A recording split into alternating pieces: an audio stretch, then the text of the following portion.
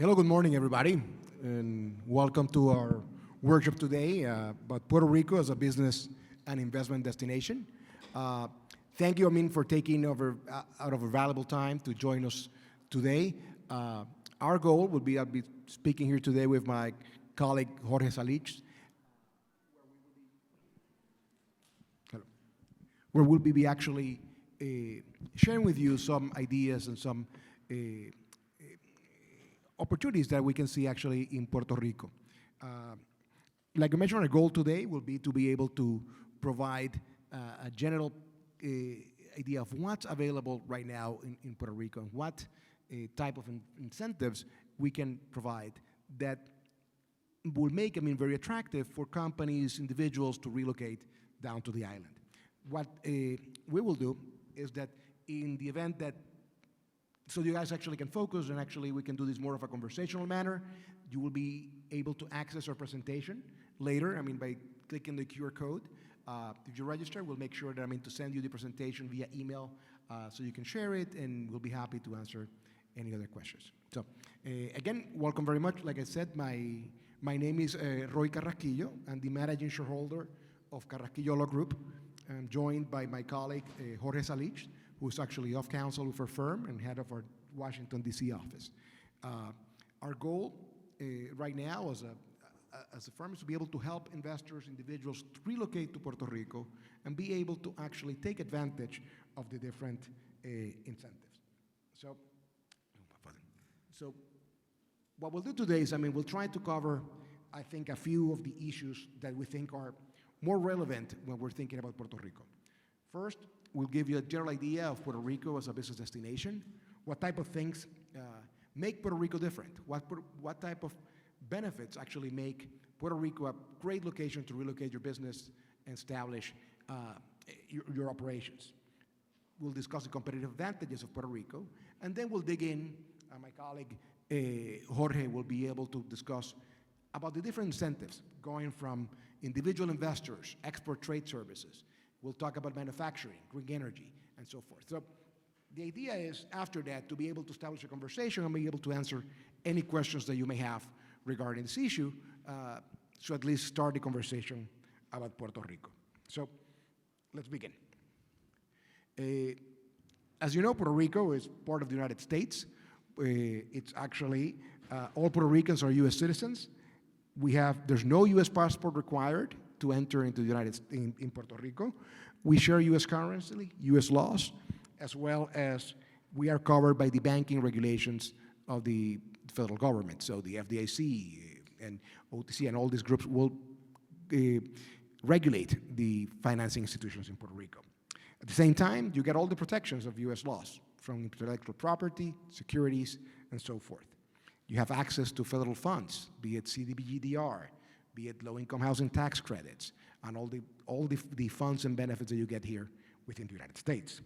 And in general, these benefits and protections really will be tacked on the economic and tax incentives offered by the different laws in Puerto Rico that really will make and sweeten the pot and make us more competitive, despite what the general perception may be. But let's talk a little about what are our competitive advantages down in Puerto Rico. So, as you see, and like we discussed before, there's availability of a combination of cash grants, financial incentives, Puerto Rico tax incentives. We have access to the bond markets on the private sector. We also have a general availability of capital that can be operate in Puerto Rico. We also have a high-capacity infrastructure. And when we talk about Puerto Rico and we look about the San Juan Seaport, the Ponce Seaport, we see more a Miami-type infrastructure that we will see like, in general Caribbean island. Same time, transportation between Puerto Rico and the U.S. is domestic. So it makes travel a lot easier. There's no need for customs, immigration, et cetera. There's a state-of-the-art telecommunications system in Puerto Rico, which allows to be able to communicate, especially now under COVID, to be able to operate remotely. And right now in Puerto Rico, there are several companies that are actually operating from down there and being able to communicate seamlessly with their counterparts in the mainland. and all over the world. So, and in addition to that, I think one of the biggest values for Puerto Rico is the workforce. We have a highly educated bilingual workforce down in Puerto Rico that it's available. We have, all the engineers and people who are actually very valuable to all these companies, from pharmaceuticals to the financial sector, and that is a really significant value. So, at the same time, we have a very interesting situation regarding Puerto Rico and the way the tax situation works. And it's that Puerto Rico, even though it's a territory of the United States, for tax purposes, is considered a foreign jurisdiction, which means that a person who relocates to Puerto Rico, to the extent that they don't have U.S. sourced income, will not pay federal taxes. They will pay taxes for their income in Puerto Rico, but not for the federal ones. So that the key here is that you have to divide what's U.S. sourced income and Puerto Rico sourced income. And that's how accounting-wise you'll be able to do it. If it's Puerto Rico sourced, it's only taxed in Puerto Rico. If it's U.S. sourced, it will be taxed federally. So these incentives and these benefits, it's what allows for and these regulations allow for the interaction of the federal and local laws for being able to provide these very attractive tax incentives to to people who relocate or establish their businesses there. And generally, if we look at Puerto Rico and we look at, for example, as you see here on the slide, what are the taxes down there? Let's say no incentives, you relocate down there without this structure of economic benefits. You have a minimum tax rate of 30%. You have an AMT, or alternative minimum tax, of 20%. There's a sales and use tax of 7%. And there's other property taxes and other matters available. What Puerto Rico does now is it was able to work with different codes. If you're probably very familiar, if you're thinking about, if you've worked in Puerto Rico, the manufacturing tax decrees that were before. It used to be Act 73. People who relocate to manufacturing in Puerto Rico, reason for which many pharmaceuticals went down there, they will get the tax benefits. Recently, a few years ago, all these laws were actually consolidated into one, which is the Puerto Rico Incentives Code, or now codified as Act 60. And I think, what I'll do now is I'll pass to Jorge to be able to go with you and tell you a little more about what these tax incentives are now and what benefits could be for the process. Jorge. Yeah. Good morning, everyone. Happy to have you all here. Congratulations to everyone to make it out and supporting the USHCC in this conference.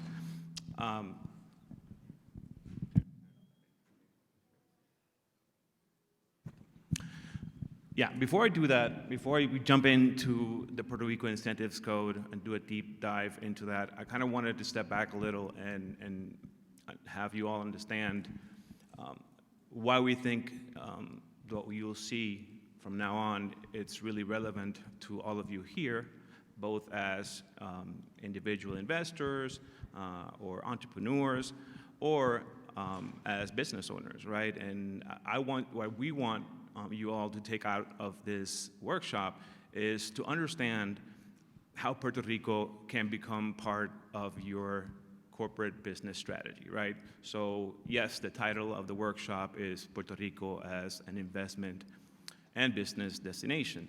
But what we mean by that is that what's lost in this type of message about Puerto Rico tax incentives is that Puerto Rico's tax incentive structure can actually allow for individuals but also companies to have a Puerto Rico strategy. And what I mean by that is there are things that you as a contractor, that you as a consultant, that you as a retailer, wholesaler, manufacturer, distributor, can do with Puerto Rico in terms of there's certain things that you can do from Puerto Rico or operate from Puerto Rico, certain services that you can offer from Puerto Rico, products that you can offer from Puerto Rico, or manufacture from Puerto Rico, or distribute from Puerto Rico. That does not mean that you have to move your whole operations to Puerto Rico. That does not mean that you necessarily have to move yourself or your family, or that some of these benefits require you to be there.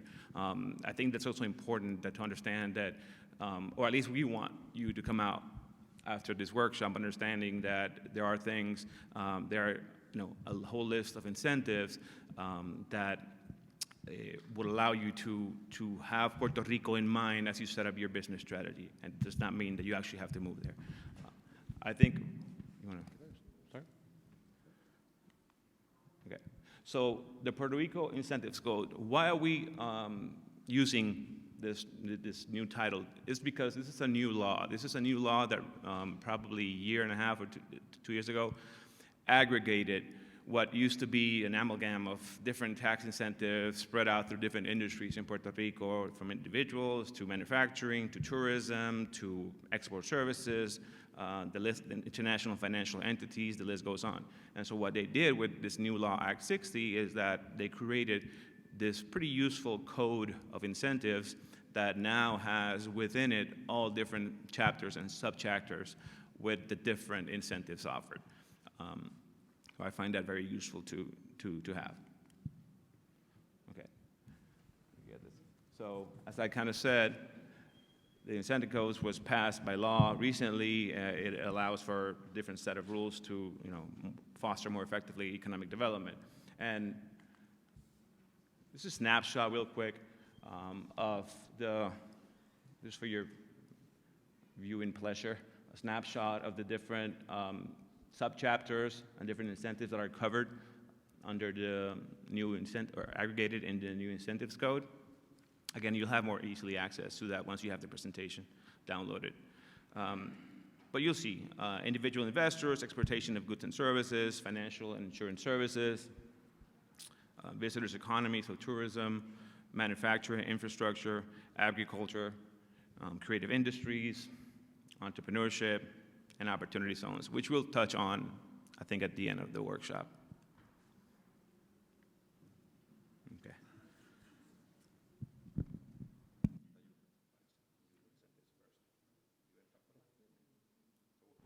Yeah.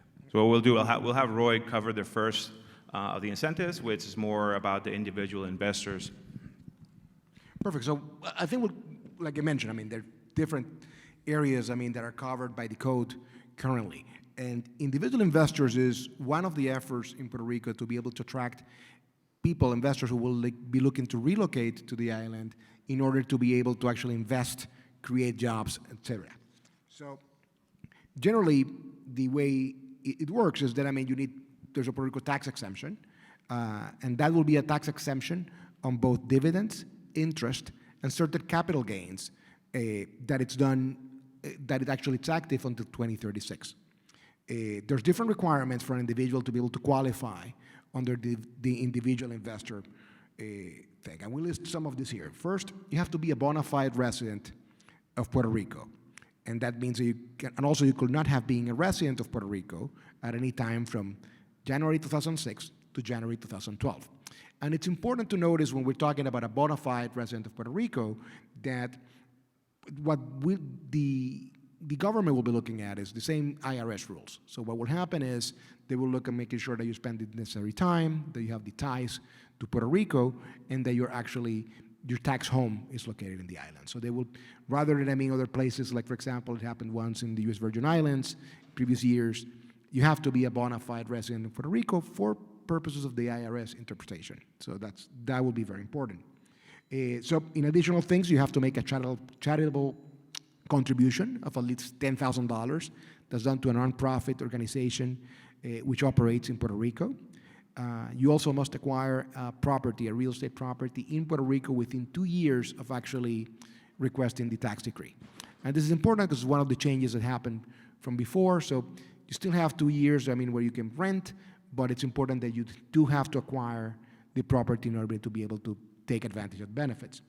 And then there's a report that is provided to the administration, to the government, proving, that you've complied with these matters. That's done annually, and that's where these matters will generally be reflected. Okay? So one of the, I think, most important things that you look when you're looking at an individual is capital gains. So, that's one of the things that it's exempted pursuant to the Act in Puerto Rico. And now it was added through Act 60 to cover both securities and other assets, which is something that before wasn't covered under formerly Act 22. And by securities, meaning bonds, stock, forwards, etc. So it's quite beneficial for people who are trying to be receiving that type of capital to relocate to Puerto Rico. And by other assets, I mean, it's really targeted towards, I mean, the cryptocurrency and other areas, adding commodities particularly to that extent. So the Act 60 was able to make it more attractive for individuals to relocate to Puerto Rico. And remember that the main goal here is that the person to relocate to the island actually invest their capital here. That's what, for example, dividends that they, of investments they do in companies that are located in Puerto Rico will be tax-free. So it's a significant benefit and an incentive for them to not only be located in Puerto Rico, but actually to invest in Puerto Rican businesses at the time. So I mentioned before the bona fide resident, and I think that's very important because that's one of the things that the IRS would probably focus. And depending on what state you relocate from, if they feel that, I mean, there's a significant loss of income, they will be also trying to mention or evaluate that the person is a resident. But like I mentioned, it's the present test, which is what you probably heard about the 183 days that generally you have to spend in Puerto Rico. There's the tax home test, which is, I mean, your tax dwelling, I mean, has to be located in Puerto Rico, and the closer connection test, and that's, are my kids actually going to school? Do I actually attend services or church in Puerto Rico, or do I am a member of a social club? So if your life revolves outside of Puerto Rico, generally, I mean, you have certain issues, and these are not a specific test, but it's important to look at the totality of circumstances for investors. So what are the tax benefits then? I mean, like we mentioned, I mean, we talked, I mentioned before that there's a tax exception of dividends that is very attractive, but really what it benefits these people is actually allows them to have more disposable income, more income that they can then invest in the island. So they receive 100% tax exemption on all gains that are realized on the following things while they're actually bona fide Puerto Rico residents: income from investment, dividends, and interest, income from short and long-term capital gains, and income from cryptocurrency and other crypto-based assets. So this makes it actually extremely attractive for individuals to be able to relocate. And at the same time, if we look, and Jorge will talk about the export of services, and we'll later talk about manufacturing and other matters, to be able to combine a lot of these things to make it attractive. So it's not only an individual relocating to Puerto Rico, it's actually a relocation of their businesses. And Jorge mentioned something that's very important before, which is you don't have to relocate to Puerto Rico to take advantage of this. There's incentives where, I mean, your business may move in, or a portion of your business. So there's ways of making this process very attractive in a way that it will really work for different types of people. And I think that, I mean, we're going to go in a general comparison, I think, of U.S. taxes versus PR taxes under Act 60. And if you look at the table here, you normally see if you look at the average state interest tax rate, 7%, Puerto Rico interest tax rate, 0, and you will see that there's a lot of zeros on the right column there. But federal interest tax rate, 39.6. Average state dividend tax rate, 6%. Federal qualified dividend tax rate, 20%, and so on. And when you think about it, I mean, it really makes a big difference for individuals at different levels of income to be able to relocate to Puerto Rico and establish their businesses there. And I think that's really one of the attractive areas where, for an individual, Puerto Rico will be the right place to be. But this it's very important to see this in conjunction with, once you move there, what do you do? And I think that's where we come with the export of trade and services. And I'll let Jorge tell you about this, because this really complements this act very well, allowing for very magnificent incentives. Jorge. Thank you, Roy. Thank you, Roy. Okay, so what I'd like to do before we start talking about this is, again, I always like stepping back a little bit and providing you some context as to why we're doing this. So as Roy just explained, he went over the first chapter of the Tax Incentives Code, which is the one that tries to provide, I guess, attract new capital in the form of like new investors, right, to come to Puerto Rico and relocate to Puerto Rico. I'm from Puerto Rico, start businesses, buy property, etc. But what I meant by by stepping back a little bit and providing you some context is why is Puerto Rico doing this, right? Why does this sort of like incentive structure exist? Well, the idea is that the government is trying to pretty aggressively attract new capital to come into the island, whether in the form of high net worth individuals that can buy land, create new jobs, create new companies, where there is some of the incentives that we'll cover now in terms of like certain industries being incentivized to operate from Puerto Rico. So I just kind of want to give you like that backdrop of why that's the first chapter, which is trying to get individuals, high net worth individuals, to come to the island. But that's not the only, the only strategy. And it also makes sense as I cover the next incentive, which is formerly known as Act 20. It will also tie in to the resident investors statute, Act 22, and you'll see how it ties into that statute. Okay, so let's get back to the nitty-gritty. All right, so the export of trade and services. This is a statute that was formerly known as Act 20. It's called the Export Services Act, and essentially what it is that, before we go into the eligibility, essentially what the statute tries to promote is for companies to set up in Puerto Rico and from Puerto Rico, and by companies, you'll see the list of industries, right, soon. Companies who set up in Puerto Rico and from Puerto Rico export products and services to the world, to the U.S., internationally, what have you. It's sometimes referred in the industry as Miami. It doesn't matter. It's exporting services, right? So if you think about it, pretty much any industry that revolves around providing a service can operate from Puerto Rico and benefit from an incentive structure that you'll see soon. Okay, so who is eligible right now to get the benefit of the export? And by the way, I don't know if Roy covered it, but these different tax incentive structures are all available through tax decrees, which are government. A tax decree is nothing else than a contract with the government, whereby you contract to the government, you propose to the government that you're going to operate certain industries, certain business, and the government will grant you a preferential tax rate in exchange for you establishing that business from Puerto Rico. And obviously, you'll eventually hire employees and buy land and essentially incentivizes the economy, right?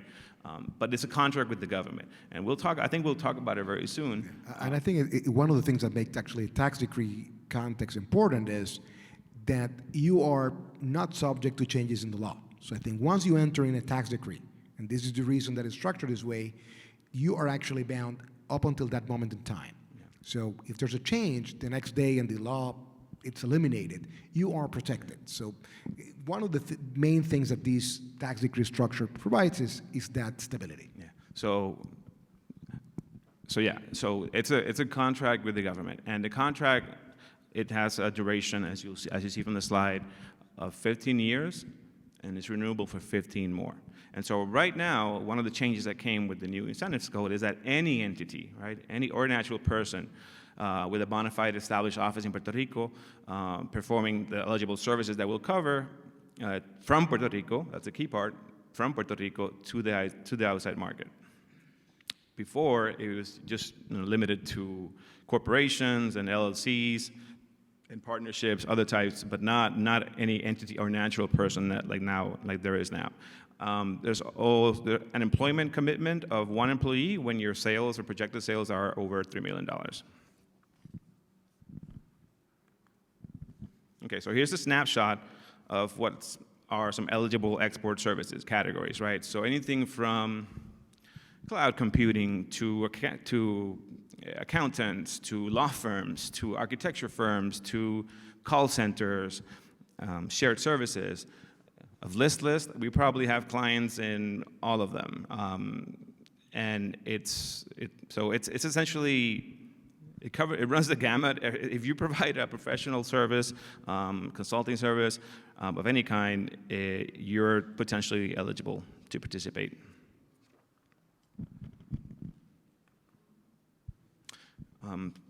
Again, snapshot. We don't have to cover all these. Some eligible activities that could qualify.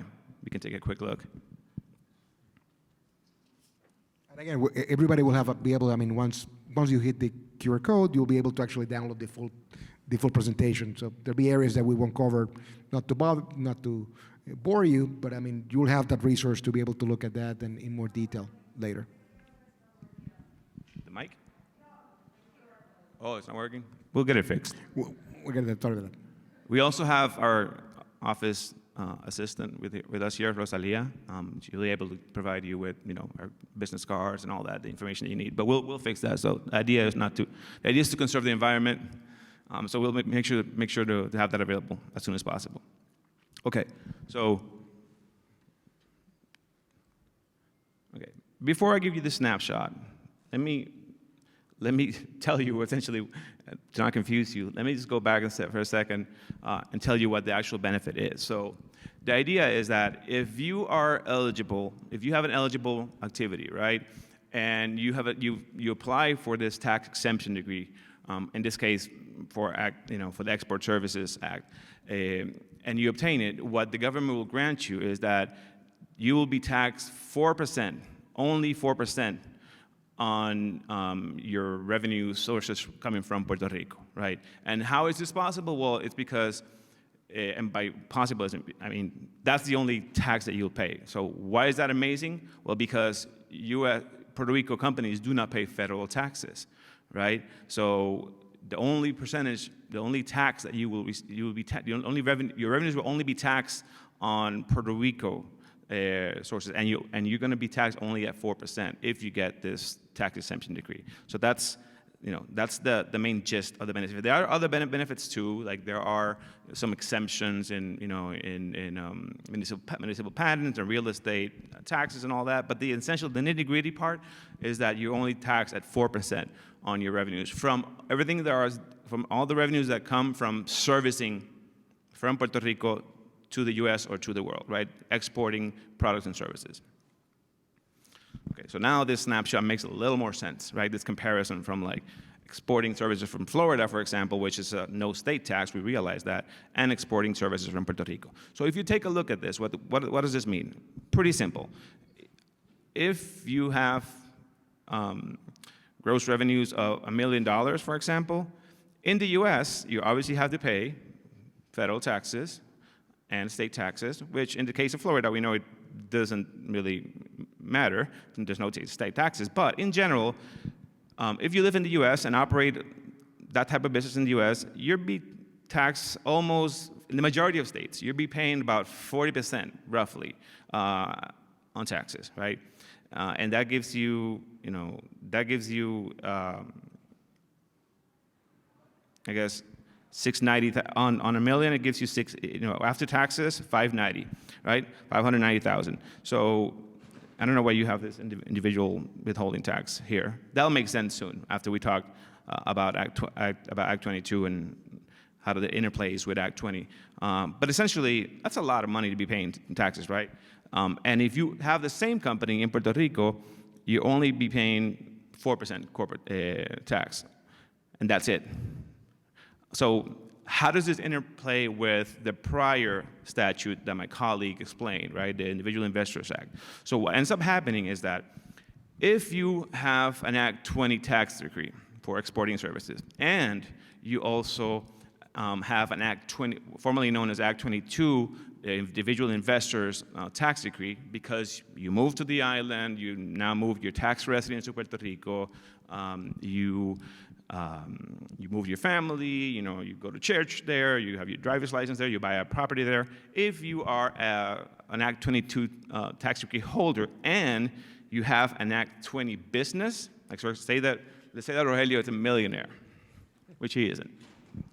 Let's say that Roy is a millionaire, and let's say that for not to get too technical, because there are some requirements as to who from Puerto Rico can move to Puerto Rico and apply for an Act 22. Let's just say that Roy was born in Idaho, right, in 1960. 1960.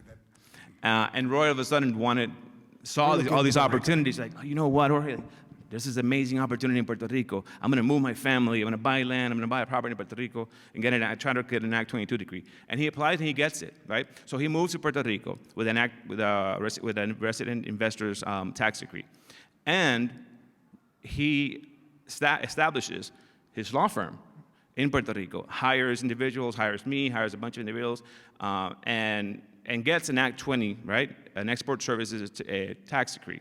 So what ends up happening is that Roy makes, in his first year, he makes $1 million from servicing clients in the U.S. from his Puerto Rico law firm, from his Puerto Rico-based law firm. And so before he would have, if his law firm was based in New York, which currently it is, he has to pay, like the example says, federal taxes, state taxes. In Puerto Rico, he would only pay 4% taxes on those services, right? On working for his clients, providing output, and providing these services to his clients in the U.S., in Latin America, et cetera. And the rest, right, the balance of that $160,000, he can, because he also obtained an Act 22, a resident investors tax decree, he can pass himself that balance, like 60, after paying himself a salary, which will be taxed at current rates, et cetera, but the majority of the remaining balance, he can pass to himself as a dividend, tax-free. You heard that, tax-free, right? So why is that possible? Roy covered it, but essentially the gist of the statute that we discussed before is that it allows for individuals that have the majority of their income be passive income. Individuals that special capital, zero capital gains with some exemptions. People that obtain the majority of the revenues as a dividend income, like in this case, interest income. Essentially, any passive income, the majority of passive income will be taxed to you at 0%. So in this very, very simple, I'll admit, very simple case scenario, Roy's firm will only be taxed at 4%, and the rest he can pass himself after certain payments he has to make to his employees and to himself as market salary, et cetera. The rest flows back through him, paying 0% tax. So that's kind of like the interplay of how those two statutes work together. They don't necessarily have to go together, as I said. They go hand in hand, but they don't necessarily have to go together. So that's why at the beginning of the presentation I said there are separate tax incentives, but there's ways that they work with each other. Hopefully that wasn't confusing. Okay. So here's an explanation of what I just said, but giving you the example of like whether if you move in Puerto Rico, which is the case I mentioned, the case to the left, where Roy moves to Puerto Rico and provides these services from Puerto Rico, and the other to the right is the example of if he had an Act 20 decree, but he's not living in Puerto Rico, right? So he's essentially a U.S. resident still. So he would have to pay federal tax on his other non-Puerto Rico source revenues. Okay. And I think this was also a good explanation, good snapshot, side by side of what I just mentioned. And something I want to mention about this, before you go into the next topic, opportunity zones, is that not all the principals of a company have to relocate to Puerto Rico to make it effective. And I think that's what we had the slide of, you have Puerto Rico residents, you have U.S. residents.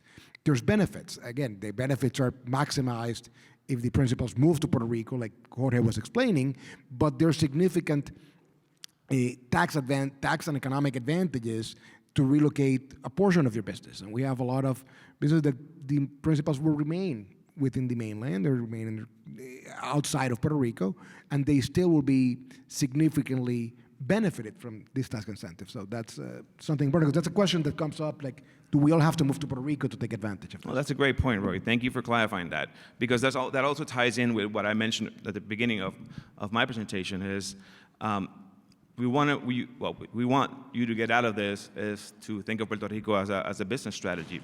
So another way of framing what Roy just explained is that, yes, this is not for everybody, right? Not everyone can just jump and move their family to Puerto Rico, but there are other benefits that come with that. And at the same time, I also want you, tying in what Roy said, I also want you to think of Puerto Rico as a business strategy in the sense that perhaps I'm operating my business from here, from Rhode Island, from Connecticut, from New York, but perhaps there are some things that I can do from Puerto Rico, right? So there's a possibility, some of these statutes allow for the possibility for you to open up an office, right? A subsidiary or a separate, or just a separate office, right?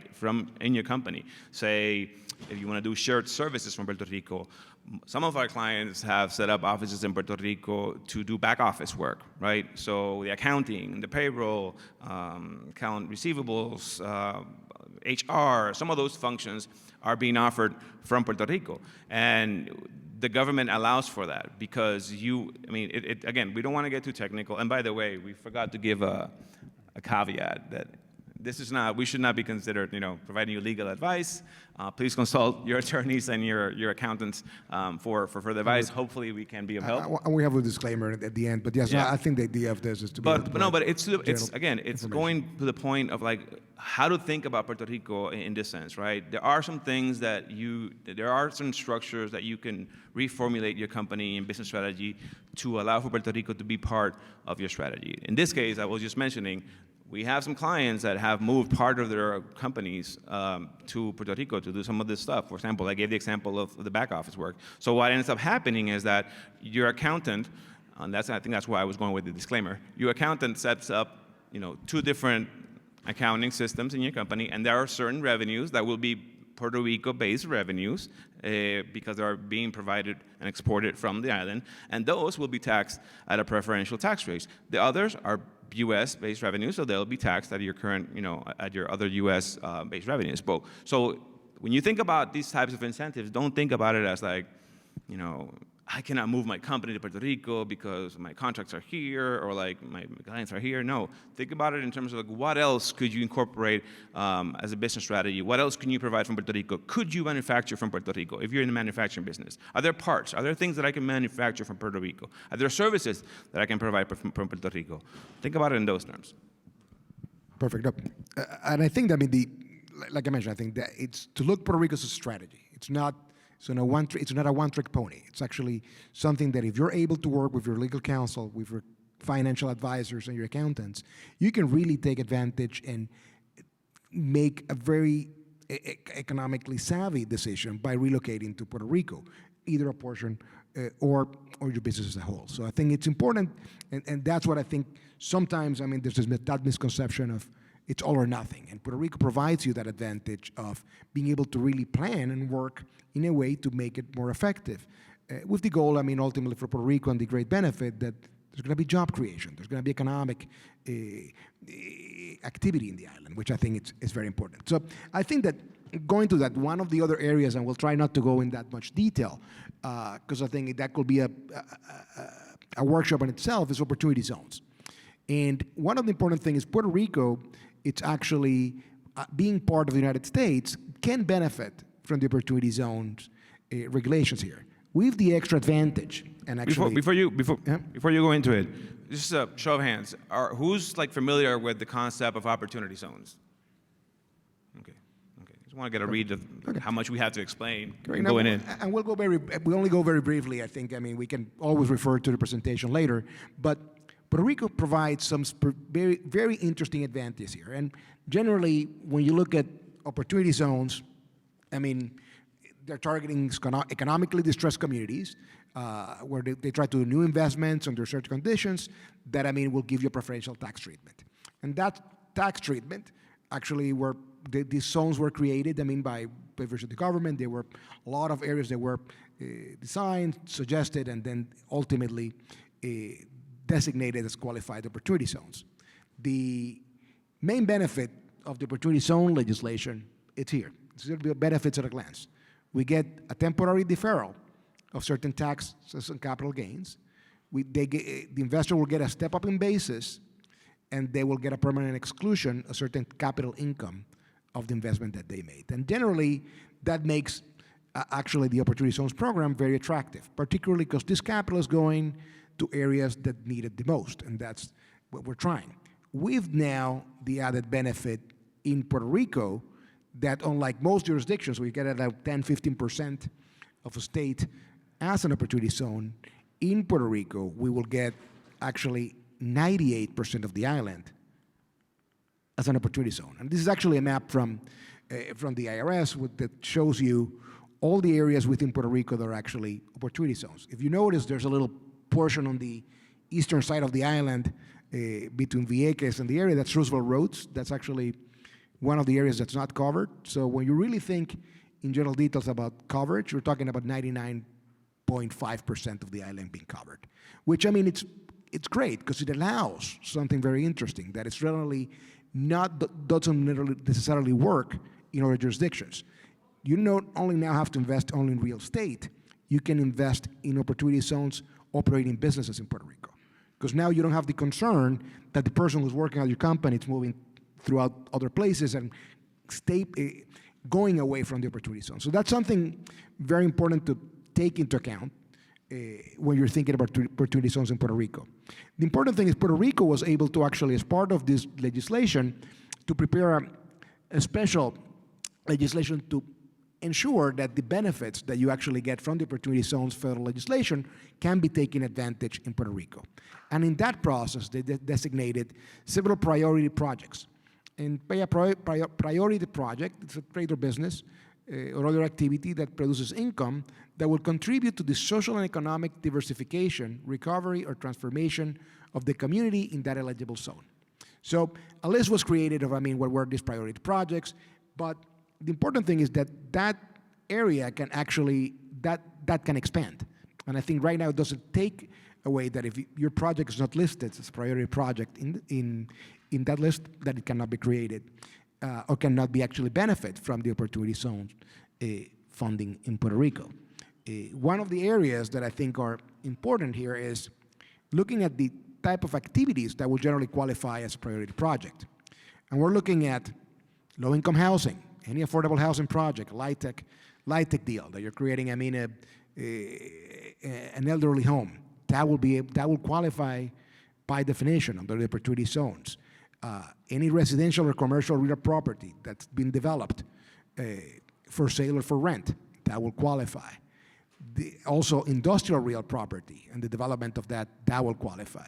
And finally, any substantial improvement to commercial property for sale or for rent. So what you're seeing actually, the law in Puerto Rico expands into federal law and allows to make sure that given that difference that we discussed before between the Puerto Rico tax system and the federal tax system, to have investors take advantage also of the local situation with respect to opportunity zones. Jorge. Yeah, I just wanted to supplement what you're saying. Why is this important, right? Why are we including opportunity zones in this discussion? Just a snapshot of it.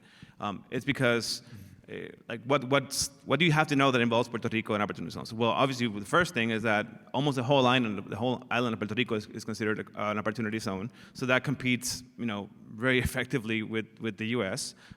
Very, very small parts of the U.S. mainland, you can find opportunity zone. You can find beachfront properties that are within an opportunity zone, and in Puerto Rico, that's not the case. There are many beachfront properties. And why is that important? It's always important, right? Because at the end of the day, who are opportunity zones important to, right, or applicable to? Investors/developers and businesses. Businesses want to operate within an opportunity zone because that makes their businesses more important when they're selling their business, right? When they're thinking about an exit strategy. If you're thinking about selling your business and your business is operated within an opportunity zone, it obviously makes your business a lot more attractive for potential investors. That's just one example. The other side, investors, developers. It's for people that want to find ways to finance projects, more economically, right? How to attract how best to attract potential investors to your project and say, hey, my business is going to be operating in an opportunity zone, so you can invest your capital gains into my project and come out, like a king 10 years after. I mean, we don't want to go through all the benefits, because I read, by the show of hands, that the majority of people are familiar with opportunity zones, but that's essentially the gist of it, that if you invest your capital gains into an opportunity zone fund, there are, step-up bases that reduce the amount you have to pay on your initial investment of those capital gains. But, the big gain is that after 10 years, the appreciation of that 100, let's just say if you have a capital gains event of 1,000, 100,000, that's what you invest in your opportunity zone fund. At the end, you put that into an opportunity zone fund that invests in a hotel property, and that hotel property after the year 10 is now worth $3 million. Well, the appreciation of your capital that you put into that fund is going to flow to you tax-free after 10 years, right? That's the main gist, right? So again, bringing it back to Puerto Rico. Why is it important? Because you want, as a business, to be operating within our opportunity zone designation. And two, because it allows you, as a developer or as an investor, it allows you to get those investors for you to start those developments in Puerto Rico. Perfect. No, thank you. Again, it's all about Puerto Rico has a lot of actually tools in their tool chest. And I think that's what all these things is. There's no silver bullet out there, but a lot of good bullets to be able to actually get the best benefit of relocating to Puerto Rico. And I know we're running out of time, and we want to make sure we have time for any questions. I'm just going to go very briefly about other areas that are more. We have time. I think the session ends at 11:30, but we want to leave ample room for Q&A, because that, to me and to us, that's the most valuable part of the interaction, is answering your questions. Perfect. No, thank you. I mean, I was on the impression we're on the 11:15, but in addition to this, and again, we saw right now individual investors, we saw export of services, we saw capital gains. So in addition to that, the new incentives code covers several other areas that are actually very helpful. I mean, let's say, for example, that you want to manufacture. And this is actually their coverage in other areas that we'll cover. And I will try to cover a few things, a few of them that I think are relevant for what we're doing. And we'll start with manufacturing. This is actually the law that started a lot of the economic incentives in Puerto Rico. What happened is, I mean, back in the 1950s, when Puerto Rico started, Puerto Rico was trying to reignite the economic engine down in the island, and they created the manufacturing incentives law at that time. And that law was meant to incentivize companies to relocate to Puerto Rico and create jobs, and be able to create jobs down there and help the economy.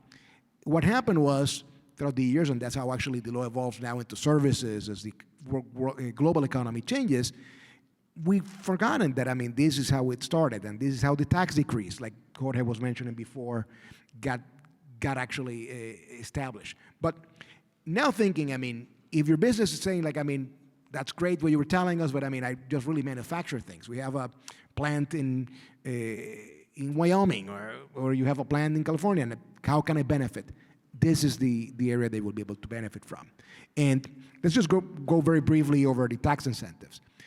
For example, if you get a tax decree for manufacturing in Puerto Rico, that, I mean, generally will cover food processing companies, manufacturing businesses, producing anything from consumer goods, apparel, biotech, materials, pharmaceuticals, and medical devices. So, I mean, any type of manufacturing where you're actually processing and changing and creating a product, that will qualify generally under Act 73, or formerly Act 73. Incentives are very attractive. I mean, we start with the 4% income tax for industrial development, which, I mean, is similar to what you get on the services area, but you get up to 50% tax credit on purchases of products manufactured or recycled locally in Puerto Rico. You get a 50% tax credit on eligible research and development activities, a 25% tax credit on purchases of products that are manufactured in Puerto Rico, and then you get 100% tax exemptions on excise taxes on certain materials and equipment, 100% tax exemption also on sales and use taxes on certain materials, and different tax deductions on investments from structures, machinery, and equipment. In addition to that, when you look at this, Puerto Rico, and it ties to what we were talking about before, Puerto Rico is part of the United States. So, for example, industries that are involved in any type of manufacturing in the defense industry that are required to be within the United States will qualify as made in the USA by being in Puerto Rico, but at the same time, we'll be able to actually take benefit of all these manufacturing incentives.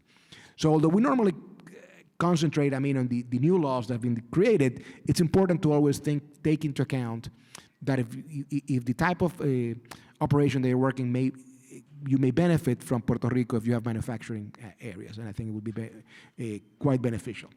Another area that we see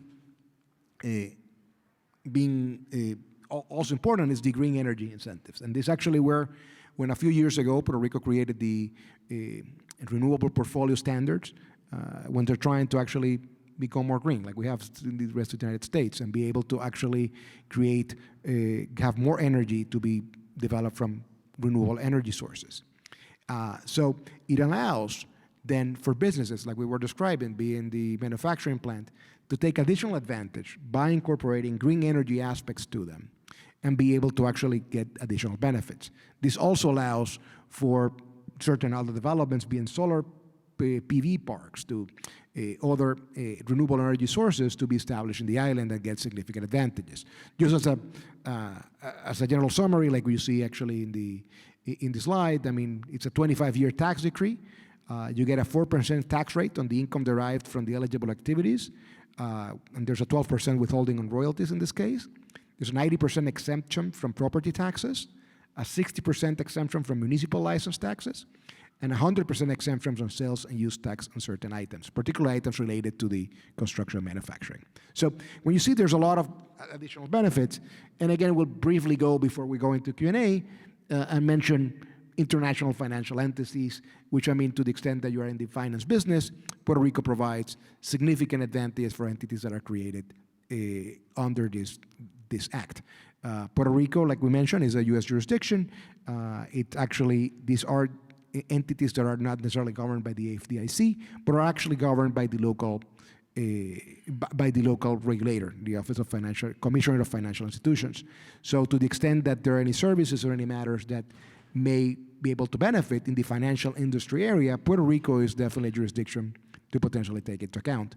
And we represent several, for example, IFEs or international financial entities from different places that establish in Puerto Rico to provide these services to outside of Puerto Rico. And that's generally the main rule. Like we were talking about before, is you're a bank or a financial institution operating in Puerto Rico, governed by federal laws, but providing services to people outside of Puerto Rico. And when we say outside of Puerto Rico, we have a client that, I mean, is a China-owned bank, for example, that, I mean, most of their clients are based in Hong Kong and Latin America. We have other banks, I mean, working with people within Latin America. So there's, like these laws, and there are many out there, many tools in that chest to be able to do it. And I think it's important when you're evaluating your business and how you could make it more effective. I mean, particularly in the financial situation things are, Puerto Rico can definitely be one of the alternatives. In addition to this, there's tourism incentives. There's potentially, which are very significant, from the creation of actual building up hotels to the significant tax credits, as well as other areas that will really benefit, anything from the sale to the cruise industry and so on. So when we think about this, and I think that I want to end with that, think about Puerto Rico as an island opportunity. I think that's the way we see it. I think sometimes we think about only the negative press out there. But when we're structuring and we're advising our clients, it can be quite beneficial to either partially or fully take advantage of Puerto Rico's tax incentives and so forth. So I wanted to thank you, I mean, for your time, but I wanted to open the floor to any questions and any matters that you would like us to discuss or that we would like us to expand from our discussions. Yes, sir.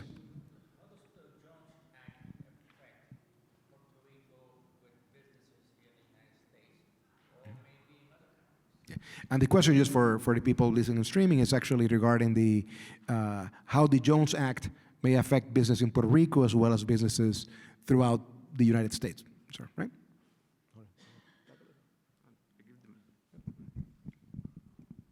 Just gave them my in case it makes it useful for some people to say their questions.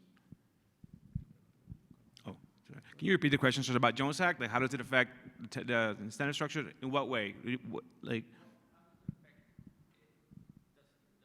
Hold on a second, sir, because he's bringing the mic to you. Just to make sure I think we're have the people listening online to ensure that they listen to your question.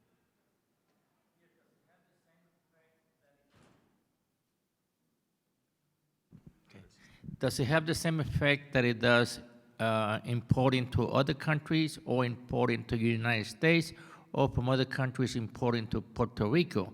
I know that I believe that President Trump gave a waive regarding the Jones Act, but I understand that waive is going to go away. Are you familiar with that issue? Yes, I mean, in the context of the Puerto Rico incentives structures that we are, highlighting and showcasing in Puerto Rico, it has, it has no effect, on those. So if you're not familiar with the Jones Act, you want me to? I can give you. Jones Act is essentially a federal statute that requires that any commerce coming, any shipment coming from the world has to stop at a U.S. Port and then be delivered and be shipped in a U.S. vessel coming into Puerto Rico. That's essentially the gist of the Jones Act. Correct. And Puerto Rico actually being a jurisdiction of the United States, just like, something that will have to go into the Baltimore port, Puerto Rico has to also comply with the Jones Act. There's been some exemptions, like you mentioned, that been done helping on the air traffic, I think particularly, and that's one of the ones that I know that there's certain movements, certain groups trying to expand that exemption, at least on the air traffic part. But for purposes of the situation, it will be, from a point of view of looking at the United States as the mainland, and costs, it would be just adding the same cost that would be in another state here. So it would be, it's more of in my opinion, I think it's more, for this situation, more of a competition against Dominican Republic, or the areas that, don't have these areas and don't have these laws, and we don't have to cover it. And there's, I know a lot of controversy about the Jones Act, and I always joked that when I was little, I wasn't sure it was the Jones Act that gave us U.S. citizenship, or it was the different one, but it's actually a different one. But it's, all jokes aside, it's an important topic. I think that the concentration I see on the air traffic, I think that there may be some leeway in how to ease that, but from the point of view of maritime cargo, which I think was important, I think that it unfortunately puts us at the same level playing field that other people's in the mainland, but it's sometimes seen that it's a disadvantage with dealing with Dominican Republic or other countries that are also in the Caribbean.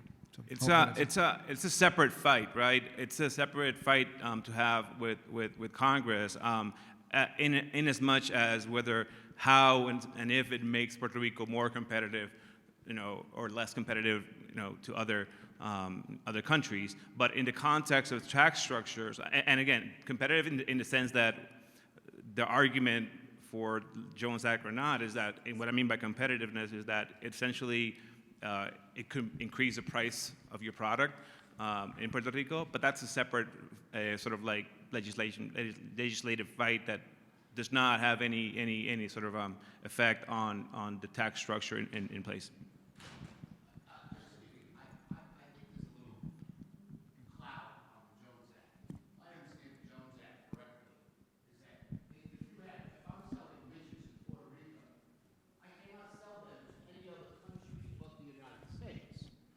That's what the Jones Act, it has to come into a U.S. port or a U.S. before. So if I have widgets and I'm selling them to France, it has to come into the United States, and then from the United States, it would have to go to France. Again, this is not my area of expertise, but that's what I understood the Jones Act. The concern, I think the question would be then, is if that's the case, would I have to go into a free port? Because then, once those widgets come into wherever it might be, they're going to be taxed, and they're going to be adjusted to that local area where they came into before then they set sail to another port. And again, it may not be a fair question. It's a fair question. I just think it's an accounting sort of area, right? That you would have to kind of consult with your accountant to make sure that you're set up in a way that allows for you to have some of these benefits. And I think you're right. I think that that's one of the disadvantages. That's one of the things. That gives us the lack of the competitive advantage of having goods to be able to travel. Like Jorge mentioned, I think that it's something that needs to be planned. It does affect manufacturing and affects the competitiveness of manufacturing, particularly when you're going outside of the United States. I think if your sales to the United States is a different situation. If your sales are going to China, that may be different. But that's more of an accounting issue, and we would love to discuss that with you. I mean, at the point, because it's something that does affect, and it needs to be taken into account when evaluating Puerto Rico. I have that was this gentleman's question. Sure. But the question I had is that, and my background is workforce development, economic development. And, you know, and the incentives that you presented, you know, when you first showed, I said, well, that's not competitive at all until you told about the incentives that Puerto Rico has. And that's extremely attractive, especially with the opportunity zone. And the reason for an opportunity zone, it's that they were placed in distressed areas that were not able to attract investment initially because of lack of either public infrastructure, which would mean roads, water, power, or the public, again, the government, the municipalities' ability to provide them. So the opportunity zone was created to go ahead and bring that in. Now, on top of that, you have what you're talking about, Act 60. I don't want to sound like a skeptic because I am interested, but you know what's changing this situation? I build a factory there, but if I don't have the water, or if I don't have the power, reliable water or power infrastructure to get those products out, you know, the tax incentives become nullified. You know, and I'm looking to solve the problem, not bring a problem up. No, we understand, and I think, and Jorge will tackle it, but I'll give you some specific examples, and I know that the administration and the government has been working very hard on improving those things. I know that the issue of energy that you've been mentioning, I mean, it's something that's being very difficult for businesses, because I mean, it makes things more expensive or more difficult. What we understand is, for example, and I'll give you a particular example of Pritco, the Puerto Rico Industrial Development Company. They have been working for the past 2 or 3 years trying to help make all these properties be energy freestanding. So there's initiatives out there to be able, for example, to have renewable energy and a dual energy, gas and solar, for example, to a lot of these properties and situations.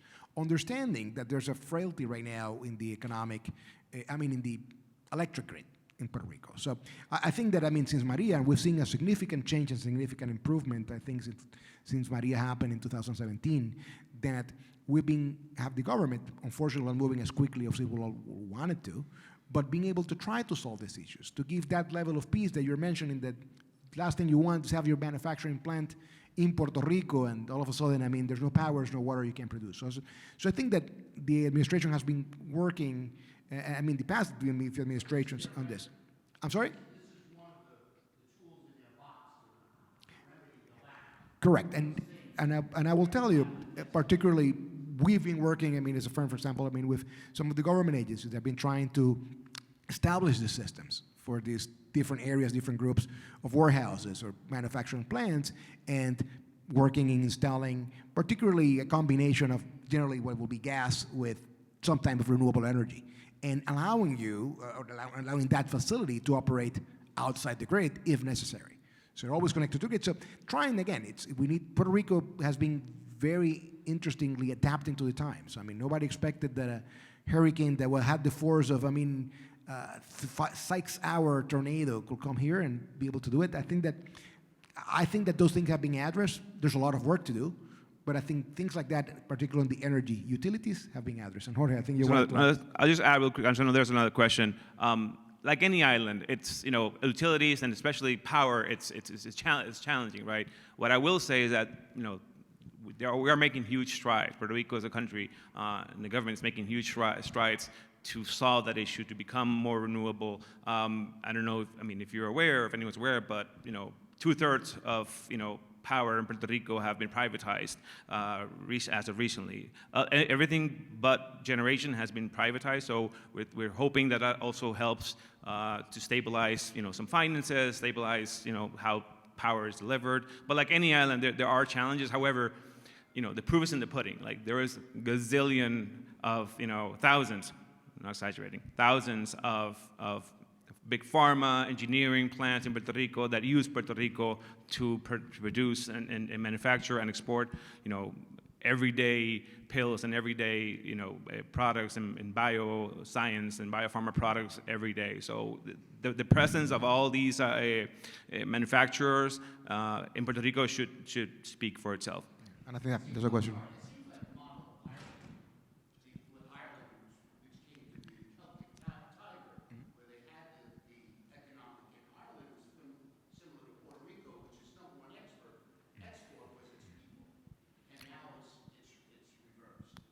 Correct. Correct. No, correct. I think Ireland, Singapore, some of these models. That question for the lady, sir? Yeah, thank you for bringing this presentation to us. It was very intelligent and detailed. I'm a big fan of Puerto Rico. In fact, me and my family considered moving to Puerto Rico about a year and a half ago. And I happened to be on vacation on Luquillo when San Juan was burning in the midst of the scandal that took Rosselló out of government. And I was there through those tough days when you went to 3 different governors in a few days, Pierluisi and then Wanda. What I saw in my research doing in Puerto Rico, yes, there's tons of opportunity. And for we Latinos, I think there's nothing better than an ideal hybrid between our flavor and our culture and what the United States provide than Puerto Rico. For elderly parents like my parents, they can keep their pension, they can keep their Medicaid, they can keep their Social Security and be in U.S. territory and still speak Spanish, go to a doctor in Spanish, dance merengue and salsa, and have the beach in front of them. All of that is fabulous, but I'm gonna tell you the other side of that coin. Corruption is rampant, crime is unbelievable. I was staying in a very nice hotel, and the night of my 49th birthday, 2 young men were killed in the bottom floor nightclub of the hotel where I was staying. El Bichote, which is a slang for the drug lord that manages municipalities and communities, it seems to be the one running the show in many places in Puerto Rico. What happened with Rosselló shows the level of political corruption that is infecting all areas of your country. Well, I want to call it a country because I see it as a country, but it's Estado Libre Asociado, whatever draconian thing they come up with, when they came up with that name. And this is the question. It's like a business cannot succeed without a community around it. And you have a hemorrhage of talent. All your young brains are leaving. There are young families leaving. There is a government that was in upheaval. For you to get a meter for electricity, you have to wait for months.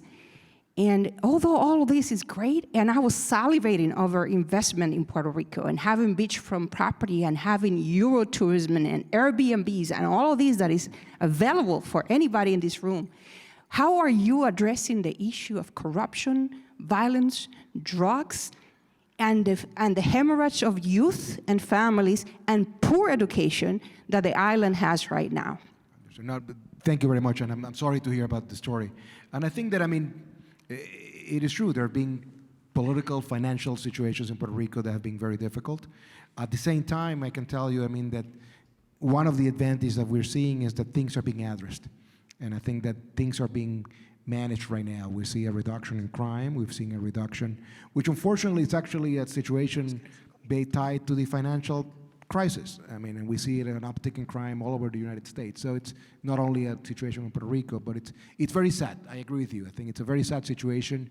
I believe that right now, and we're seeing with more stability, in the government, in the government side, I think that corruption is not something that is acceptable. I think that it's something that is being fought, and the bad apples have been dealt with, and will be continued to be dealt with. And at the end of the day, I think what Puerto Rico is doing as a process is trying to grow and heal. And I think that's what we're doing. And at the same time, sometimes I think, unfortunately, the perception in the media that we get is a lot of times worse, and there's a lot more noise than the reality is. And I know that a lot of people who may be there, it is not that picture of actually, unfortunately, being in Afghanistan, the closing of the airport, like sometimes the media makes it look. And I tell you, for being actually in Puerto Rico, my mother being there, grew up born and raised, and I think that we've been working with that, and it's a matter of perception as well as other things. But Jorge, you want to No, mention I mean, something? I share your sentiment, and again, sorry for what you experienced. You agree. I mean, I'm in agreement with you that it's not. We have to get past the being enamored with the beauty and the culture and whatnot. We have to address real problems.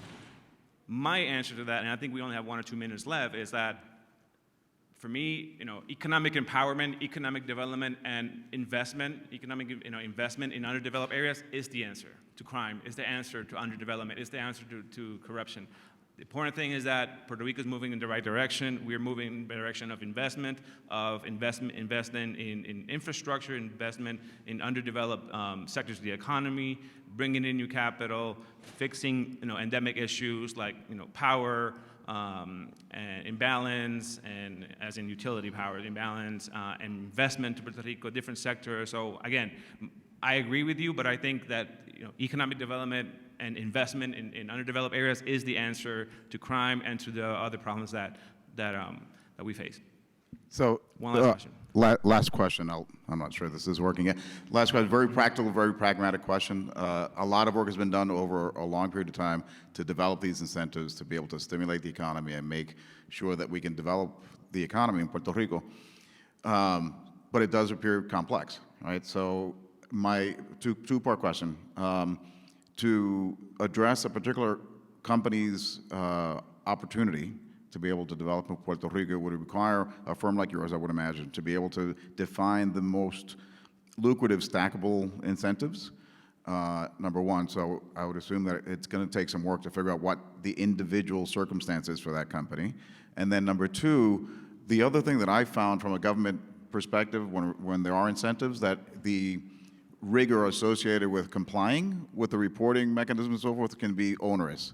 So what are your thoughts on both of those, making sure that it's very customized set of incentives, and then also the rigor associated with compliance?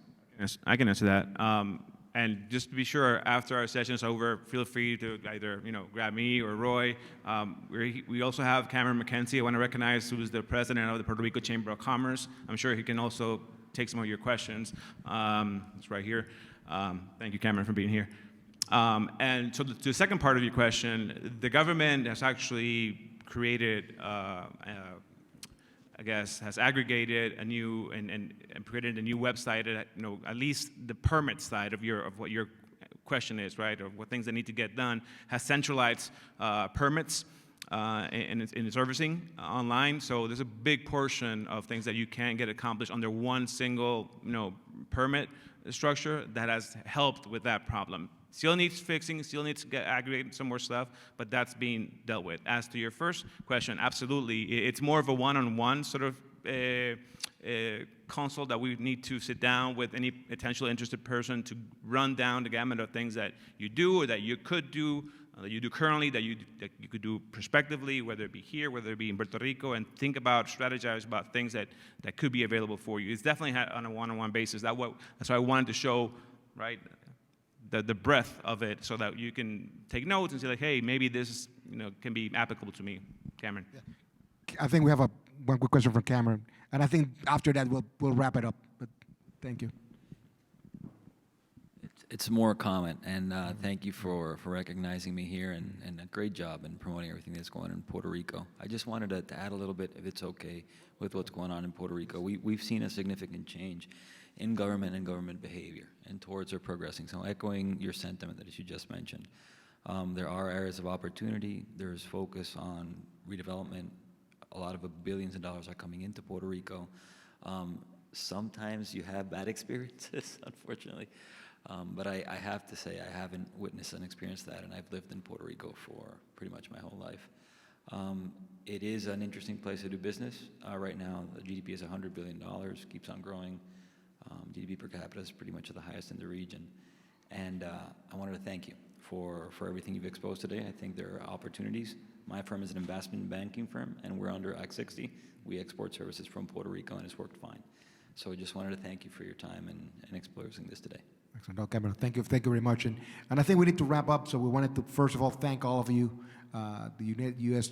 Hispanic Chamber of Commerce, for giving us the opportunity to showcase Puerto Rico and be able to provide a little idea of what things are there, what tools can be there that can benefit your business, can benefit your work. Like Jorge mentioned, I think we'll both be available after the panel to, talk to you. You can also, to the extent that the QR code doesn't work, you can also reach out on our website, carrasquillolaw.com, and there will be a pop-up. You can put in your information, and we'll make sure to send all the information. We want to really, again, thank you for your time, and really look forward to answer and manage any questions. Thank you. Have a great day. Thank you.